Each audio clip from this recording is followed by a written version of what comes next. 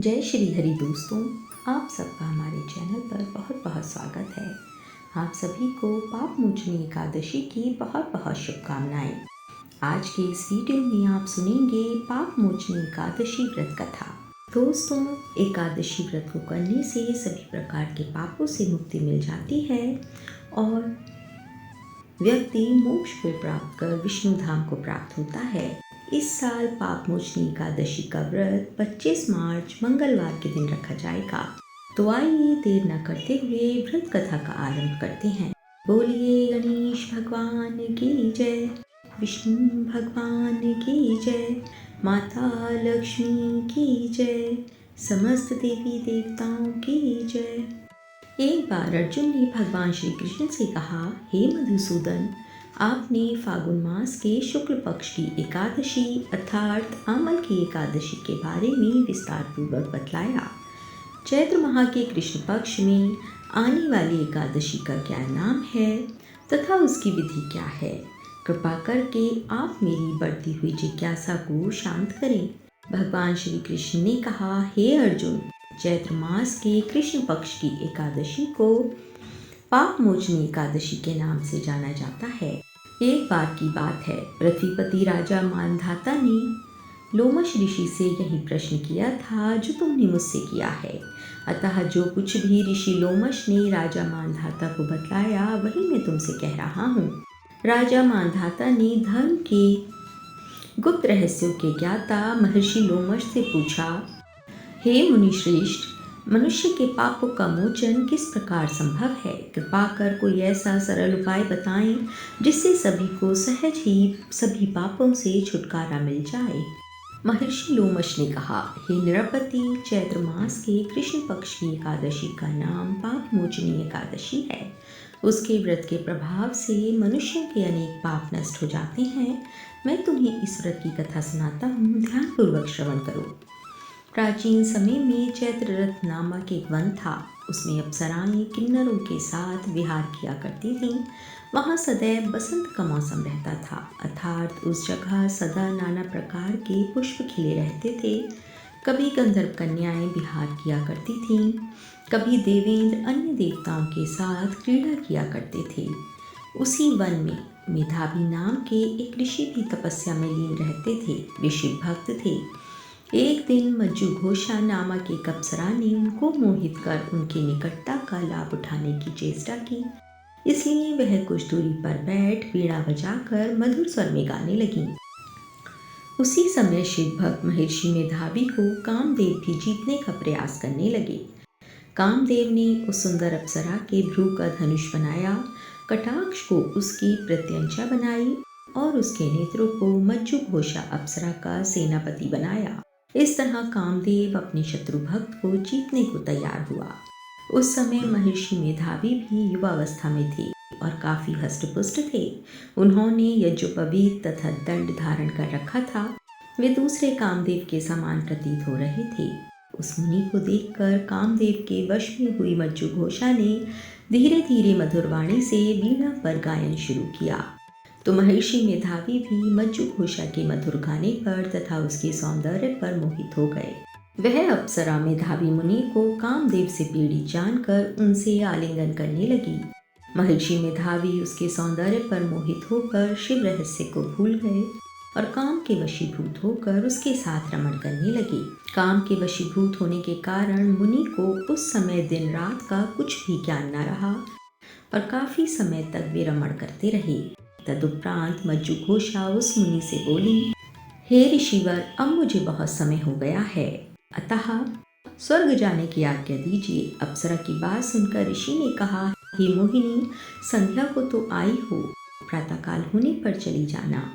ऋषि के ऐसे वचनों को सुनकर अप्सरा उनके साथ रमण करने लगी। इसी प्रकार दोनों ने साथ साथ बहुत समय बिताया। मज्जू घोषा ने एक दिन ऋषि से कहा, हे विप्र, अब आप स्वर्ग जाने की आज्ञा दीजिए। मुनि ने इस बार भी वही कहा, हे रूपसी, अभी ज्यादा समय व्यतीत नहीं हुआ है, कुछ समय और ठहरो। मुनि की बात सुन अप्सरा ने कहा, हे ऋषिवर, आपकी रात तो बहुत लंबी है। आप स्वयं ही सोचिए कि आपके पास आए कितना समय हो गया। अब और ज्यादा समय तक ठहरना क्या उचित है? अप्सरा की बात सुन मुनि को समय का बोध हुआ और वह गंभीरतापूर्वक विचार करने लगे। जब उन्हें समय का ज्ञान हुआ कि उन्हें रमण करते करते 57 वर्ष बीत चुके हैं, तो उस अप्सरा को वह काल का रूप समझने लगे। इतना ज़्यादा समय भोग विलास में व्यर्थ जाने पर उन्हें बड़ा क्रोध आया। अब वह भयंकर क्रोध में जलते हुए उस तप का नाश करने वाली अप्सरा की तरफ भ्रकुटी तान कर देखने लगे। क्रोध से उनके अधर कांपने लगे और इंद्रियां बेकाबू होने लगी। क्रोध से थरथराते स्वर में मुनि ने उस अप्सरा से कहा, मेरे तप को नष्ट करने वाली दुष्टा, तू महापापिन और बहुत ही दुराचारणी है। तुझ पर धिक्कार है। अब तू मेरे श्राप से पिशाचिनी बन जा। मुनि के क्रोधयुक्त श्राप से वह अप्सरा पिशाचिनी बन गई। ये देख वह व्यथित होकर बोली, हे ऋषिवर, अब मुझ पर क्रोध त्याग कर प्रसन्न हुई और कृपा करके बताइए कि इस शाप का निवारण किस प्रकार होगा। विद्वानों ने कहा है, साधुओं की संगत अच्छा फल देने वाली होती है और आपके साथ तो मेरे बहुत वर्ष व्यतीत हुए हैं। आप मुझ पर प्रसन्न हो जाइए, अन्यथा लोग कहेंगे कि एक पुण्य आत्मा के साथ रहने पर मज्जू घोषा को पिशाचिनी बनना पड़ा। मज्जू घोषा की बात सुनकर मुनि को अपने क्रोध पर अत्यंत ग्लानि हुई, साथ ही अपनी अपकीर्ति का भय भी हुआ। अतः पिशाचिनी बनी मज्जू घोषा से मुनि ने कहा, तूने मेरा बड़ा बुरा किया है, किंतु फिर भी मैं तुझे इस श्राप से मुक्ति का उपाय बताता हूँ।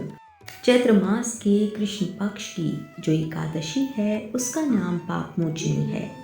उस एकादशी का उपवास करने से तेरे पिशाचिनी की देह से मुक्ति हो जाएगी। ऐसा कहकर मुनि ने उसको व्रत का सब विधान समझा दिया। फिर अपने पापों का प्रायश्चित करने के लिए वे अपने पिता च्यवन ऋषि के पास गए। च्यवन ऋषि ने अपने पुत्र मेधावी को देखकर कहा, हे पुत्र, ऐसा क्या किया है तूने कि तेरे सभी तप नष्ट हो गए हैं, जिससे तुम्हारा समस्त तेज मलिन हो गया है। मेधावी मुनि ने लज्जा से अपना सिर झुकाकर कहा, पिताश्री, मैंने एक अप्सरा से रमण करके बहुत बड़ा पाप किया है। इसी पाप के कारण संभवतः मेरा सारा तेज और मेरे तप नष्ट हो गए हैं। कृपा करके आप इस पाप से छूटने का उपाय बतलाइए। ऋषि ने कहा, हे पुत्र, तुम चैत्र माह के कृष्ण पक्ष की पाप मोचनी एकादशी की विधि तथा एकादशी का विधि तथा भक्तिपूर्वक उपवास करो। इससे तुम्हारे सभी पाप नष्ट हो जाएंगे। अपने पिता च्यवन ऋषि के वचनों को सुनकर मेधावी मुनि ने पाप मोचनी एकादशी का विधिपूर्वक व्रत किया। उसके प्रभाव से उसके सभी पाप नष्ट हो गए। मज्जू घोषा अप्सरा भी पाप मोचनी एकादशी का उपवास करने से पिशाचिनी की देह से छूट गई और पुनः अपना सुंदर रूप धारण कर स्वर्गलोक को चली गई। लोमश मुनि ने कहा, हे राजन, इस पाप मोचनी एकादशी के प्रभाव से समस्त पाप नष्ट हो जाते हैं। इस एकादशी की कथा के श्रवण व पठन से 1000 गौ दान करने का फल भी प्राप्त होता है। इस उपवास के करने से ब्रह्म हत्या करने वाले, स्वर्ण चुराने वाले, मदपान करने वाले, अगम्य गमन करने वाले आदि भयंकर पाप भी नष्ट हो जाते हैं और अंत में सतलोक की प्राप्ति होती है।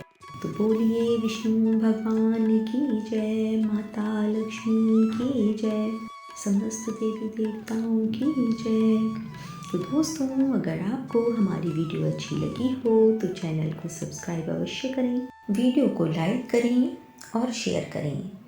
और दोस्तों, हम अपनी आने वाली वीडियो में नवरात्रि से जुड़ी हुई सभी जानकारी, माता रानी के 9 दिन के पाठ, 9 दिन का भोग, दुर्गा सप्तशती के अध्याय, क्षमा प्रार्थना, माँ दुर्गा के 108 नाम सभी लेकर आ रहे हैं। तो आप भी अगर इन सब का श्रवण करना चाहते हैं तो हमारे चैनल को सब्सक्राइब अवश्य करें। धन्यवाद।